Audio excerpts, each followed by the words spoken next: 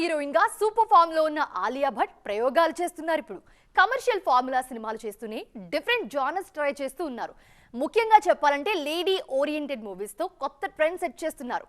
తాజాగా మరో crazy project announce చేశారు ఈ బ్యూటీ. 2024లో జిగ్రా సినిమాతో ప్రేక్షకుల ముందుకొచ్చిన ఆలియా భట్ ఆ సినిమా ఫ్లాప్ అవ్వడంతో బ్రేక్ తీసుకున్నారు. నెక్స్ట్ ఎలాంటి మూవీ చేయాలన్న డైలమాలో పడిపోయారు.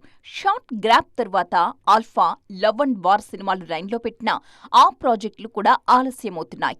తాజాగా మరో ఇంట్రెస్టింగ్ మూవీకి గ్రీన్ సిగ్నల్ ఇచ్చేశారు ఆలియా.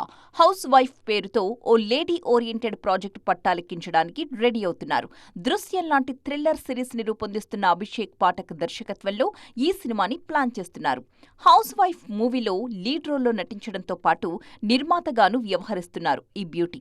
జిగ్రా సినిమాతో మెయిన్ స్ట్రీమ్ నిర్మాతగా మారిన ఆలియా మరోసారి అదే రిస్క్ చేయబోతున్నారు. మరి ఈసారైనా ఆలియాకు కమర్షియల్ సక్సెస్ దక్కుతుందేమో చూడాలి.